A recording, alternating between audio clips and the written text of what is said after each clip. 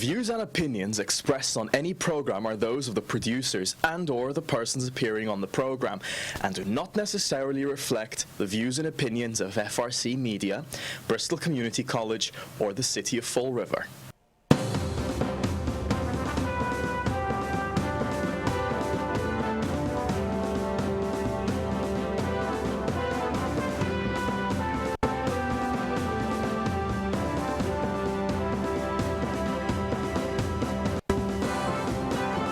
Good morning and welcome to Spindle City Straight Talk. I'm CJ and my co-host Chip is en route from City Hall, again causing drama and trauma.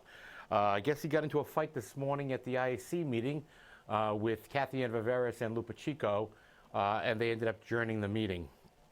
Let's get right into the news of the day, the news of the week. Obviously, City Council meeting last night, and we have to look at some issues. Number one, it was very interesting to see how the City Council, in dealing with this citizens' input potential ordinance, started moving around and changing things about. It was kind of interesting to see, and was definitely a way. I mean, already City Council President Joe Camara wanted to change it, and Linda Pereira decided, hey, you know what? Let's move it to a different day. We'll have finance and citizens input on a different day, and then we'll have the City Council meeting on the same day. That might be a good idea. My co-host, Chip Camara, he has said numerous times that we should have one meeting a month, which is in the City Council chamber where the City Council is present, where the citizens can come in and just say their piece. I have to applaud the people that presented last night in citizens input time. It was very civil. Decorum was maintained. Councilor Rigo also said the same thing. But did any of you notice, who may have been watching that council meeting, all of them, except for maybe Councilor Long, looked kind of nervous there. You know, they know their seat isn't guaranteed, and that's a big problem for the people in those council seats. They are realizing that the people of Fall River are beginning to mobilize. A revolution has begun. And, you know, I read a letter to the editor today in regards to that, not necessarily in regards to that, but in regards to how we've disrespected the former Mayor Flanagan.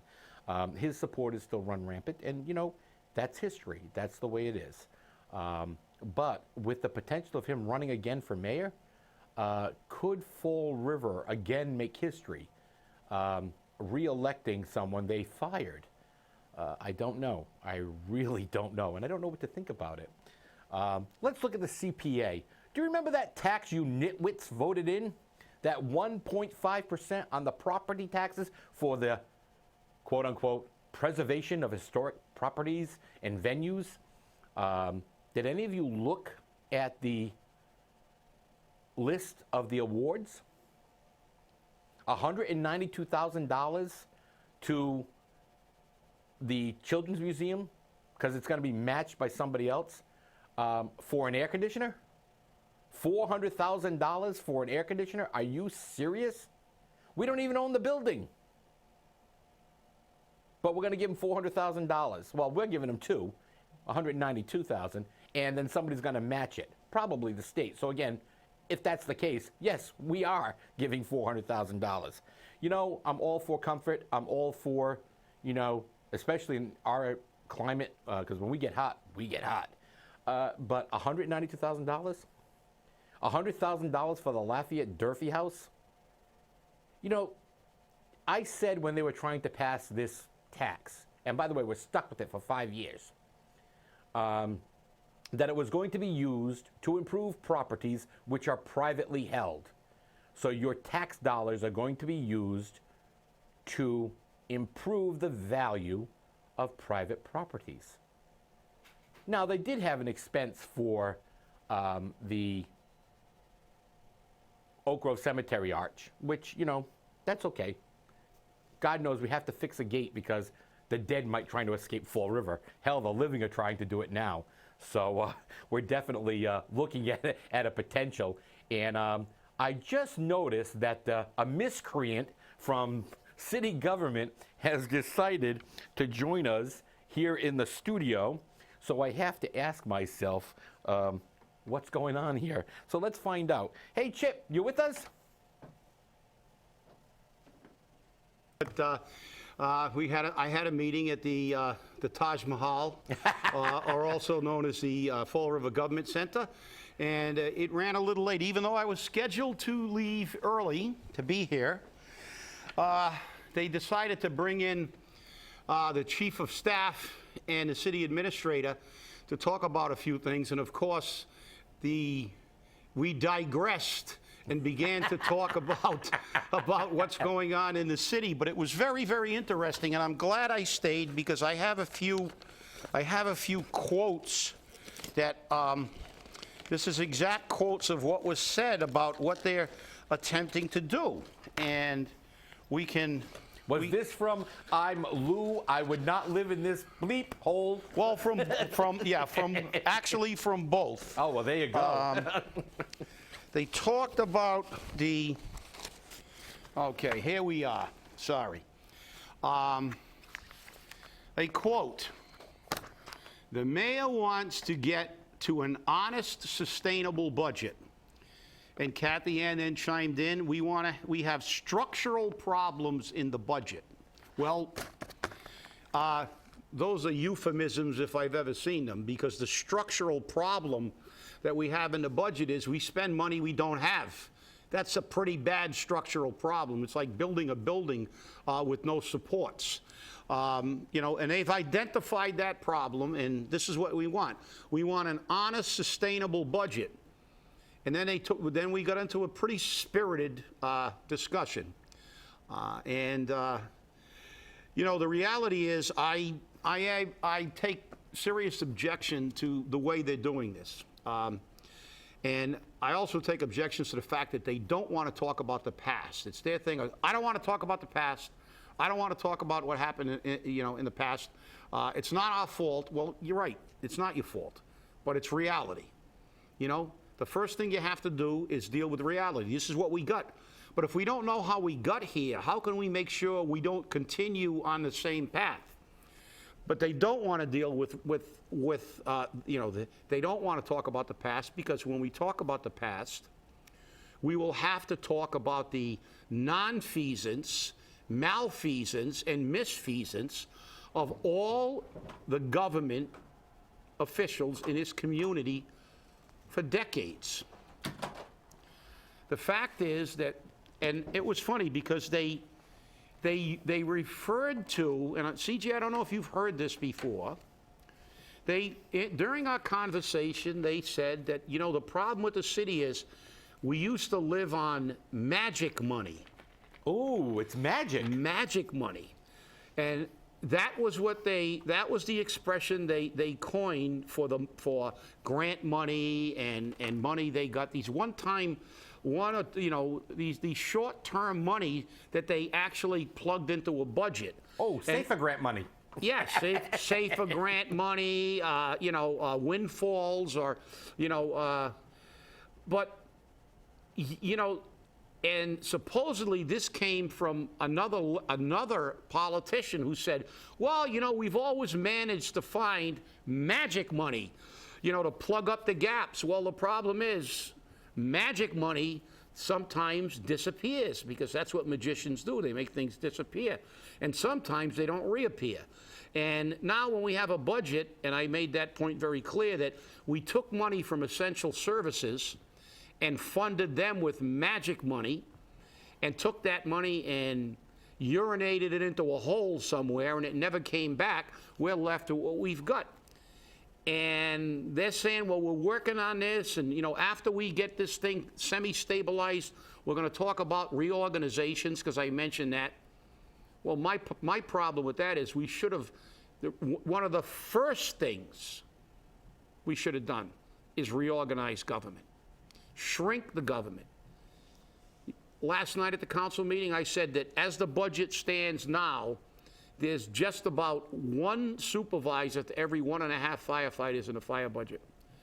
If they make the cuts that they projected,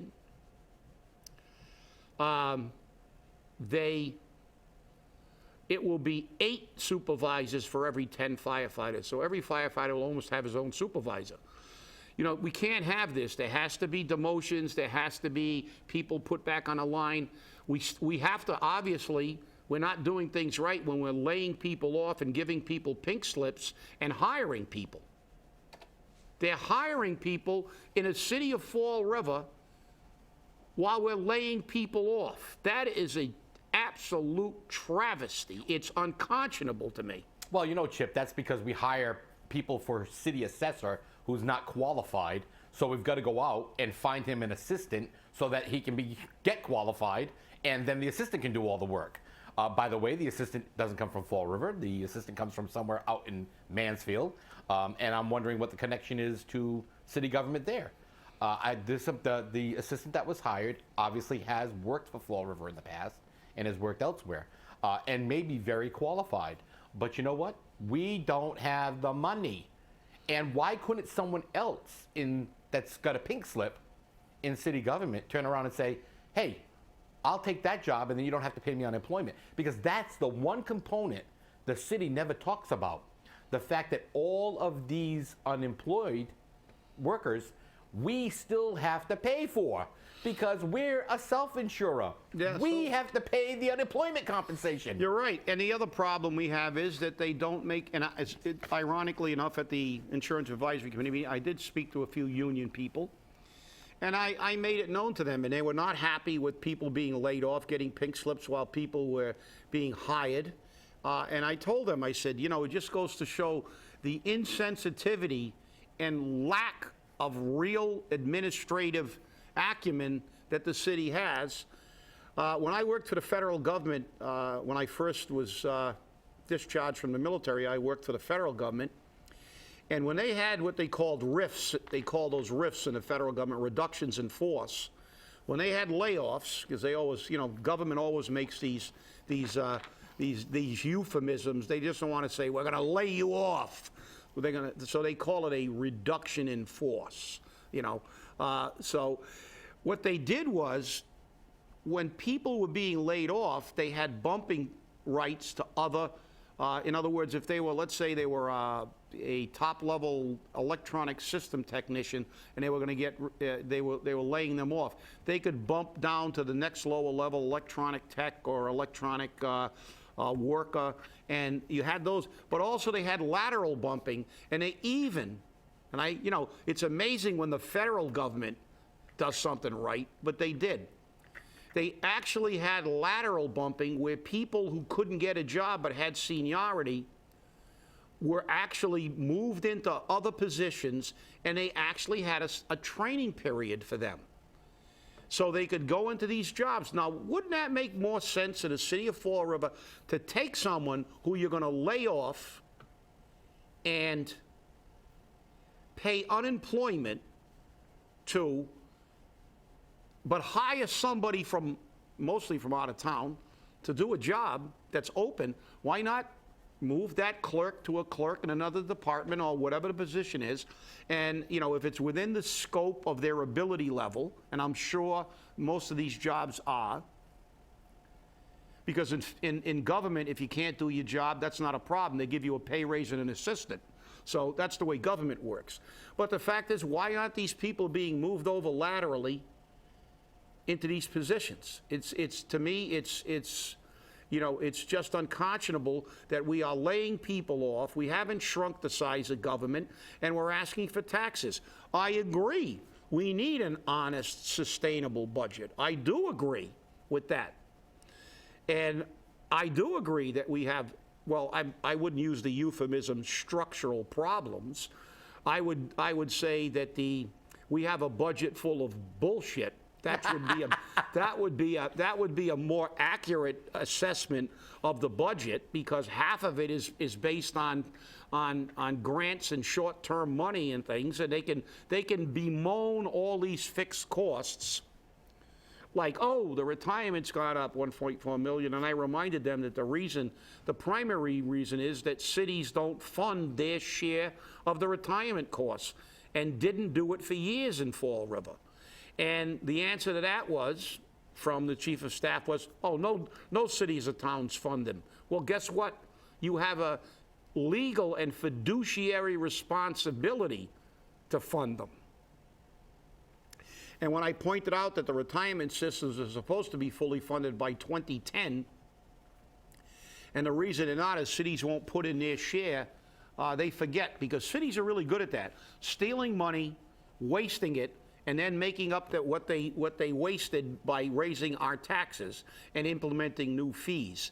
And I'll tell you, I was really glad. I'm sorry I was late, but I was really glad that I got this time, because I also heard a little whisper when they talked about the layoffs. I heard a little very clandestine whisper that we're going to try not to lay off as many people as we said. Well, you guess what? Why do we have all these numbers being bantered around? Scare tactic. Reason for the city council to vote to tax us more. Yes, we're going to lay off 100,000 people. We're going to lay off 50,000. Oh, God, we got to do this. Otherwise, the entire city will be out on the street. Well, I'm a bet man, and I'll bet anybody around a coffee that they don't lay off as many people as they say they're going to lay off. And by the way, they refused $1 million offered by the employees to keep people on the payroll. I want to give kudos to the Insurance Advisory Committee. The Insurance Advisory Committee, last year, because we have money in our account, because we actually don't spend our money on everything else like they do with their health care money, and we keep it in an interest-bearing account, which is statutorily required, we have, $5 or $6 million in that account all the time. The city should have 18.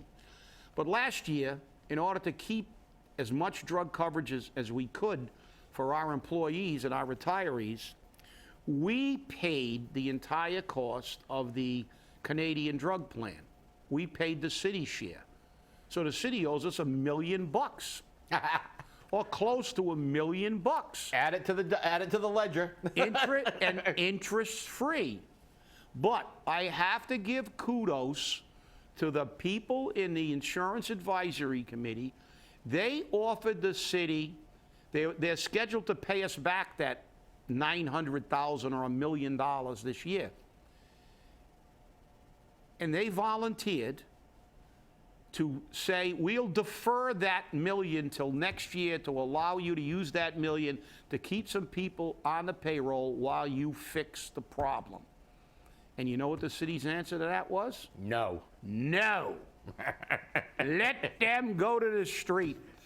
Their argument was, and I understand what they're saying. They said, we want an honest and sustainable budget, and we have been living on short-term money too long, and they're right. But this isn't short-term money that we're telling you to plug into the budget forever. It was short-term money we offered you to keep people in this city working while you had 1 year to begin the fix. And they still said no. I disagree with that position. But you see, Chip, this is what we say. Government is flawed, because here's the IAC. These are all people who are no longer, for the most part, tied to the political strings of the administration or any administration. They're people like yourself, John Q. Public, and you say, look, you know what? We're going to share the sacrifice. Okay? Remember, Mr. Mayor? Share the sacrifice. Oh, wait, that's right. You use selective sacrifice. You pick and choose what sacrifice you're going to make. But this can't happen anymore. It can't.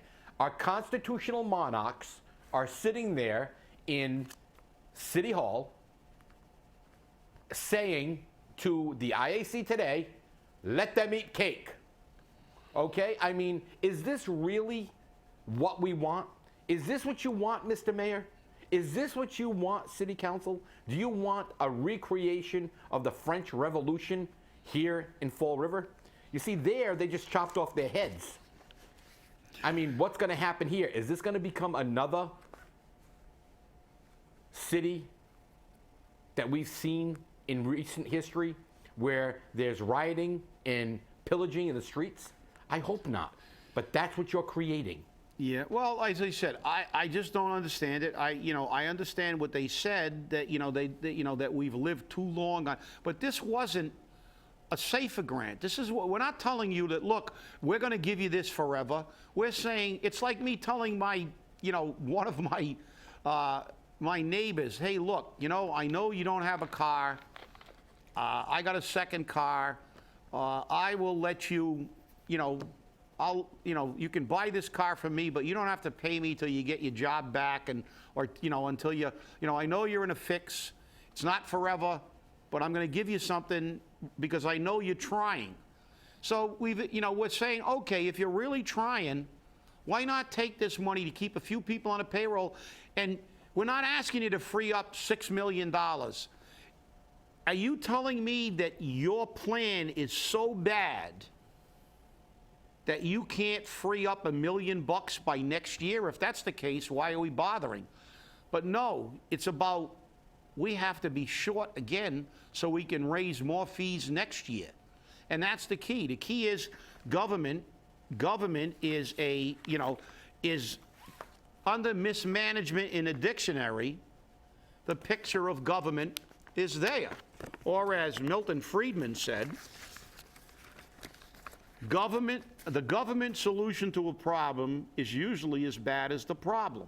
And he also said, I'm in favor of cutting taxes under any circumstances, for any excuse or any reason.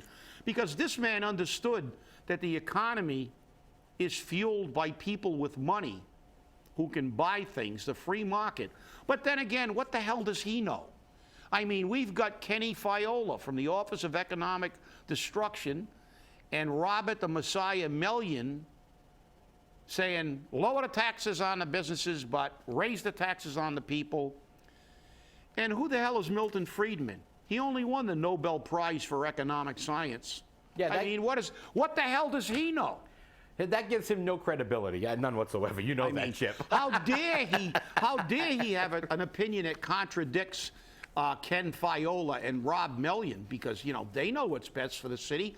Taxes, and more taxes, and more taxes. Yeah, it was just interesting. In my little citizens input time, which obviously got cut off, as did yours, because of the 3-minute rule, one of the last paragraphs, and I did post that online last night, was quit the dog and pony show. If you intend on passing this budget anyhow, you know what? Let's cut the dog and pony show. Pass it and move on. You know why? You can expedite the pain. We're already suffering. Let's just end the suffering, pass the budget, and then we know in September and November, you're gone. Because you know what? This is absolutely ridiculous. Absolutely ridiculous. And you're right. You could see it, the attitude in that city council chamber yesterday was palpable. You could see the outrage of everybody, not only, as they were referred to, the nutty people, but even the non-nutty people. And everybody there and everybody you talk to is incensed by what's going on. And I didn't get to read my final quote, because I basically quoted Friedman because, as I said, this 3-minute time, and I think that I will be at the Ordinance Committee meeting to say it should be moved up to 5, because it takes you a minute to say, Mr. President, councilors, my name is, and I live at, right. And basically begin your presentation. You don't have time. Virtually nobody with a presentation that had any kind of facts or thing that they wanted to present got to finish it. Well, because they don't want to hear the facts. As I said, you want plausible deniability. This is what they do. Yeah, well, I got to tell you, this is the great. I was going to close because in order to keep from crying with our city council, you have to laugh. That's right. So I figured the best way to close last night, if I would have got to close, would be with a quote from a comedian, one of the most noteworthy comedians that we've ever had, and they had in the 20th century, Groucho Marx. And this was his quote: "Politics is the art of looking for trouble finding it everywhere, diagnosing it incorrectly, and applying the wrong remedies. Wow, Groucho, did you hit it on the head? You just said the secret word. Right. That's a home run. That was a home run. If that isn't the case, it's like, okay, if that isn't the perfect, the description of politicians. And, and I was glad to see people call them what they are. They're not representatives of the people, and they are monarchs, as you said. We do have a monarchy. They've forgotten that they are our representatives, they are our agents, and they are accountable to us, and that they have a fiduciary responsibility to spend our money in our best interest. Not the best interest of people who are getting contracts from the mayor, or people who are building housing units. It's to spend your money in the best possible way for us. And I will tell you this, I didn't get a chance to say this, but this was part of last night. I want to go on record is I pay my taxes for fire, police, DPW, and services. Why is it when they continue to say that we should run the city like a business? What business have you ever walked into where they tell you what you want? If I go into to buy a suit, and I tell the guy I want a navy blue suit, and the guy goes, "Oh, kiss my ass! You're gonna have a brown suit." It's like, well, guess what? I'm not gonna buy the suit. If I go to an ice cream parlor and I say, I want chocolate ice cream, and the guy goes, no, you can't have it, you're going to have vanilla. How long are they going to stay in business? We continue to hear how this is going to be run like a business. Well, number one, this is a nonprofit business, if it is a business. And the people, the consumer, is you and I. We are the consumers.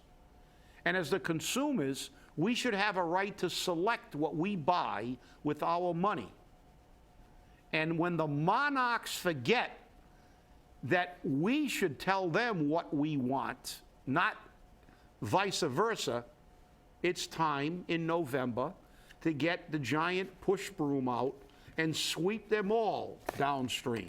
Well, Chip, I gave my citizens input yesterday, but I had another meeting to go to over on Columbia Street. A new organization is forming here in Fall River called the Toastmasters, which kind of teaches you how to, give speeches and, be more clear in your whatnot.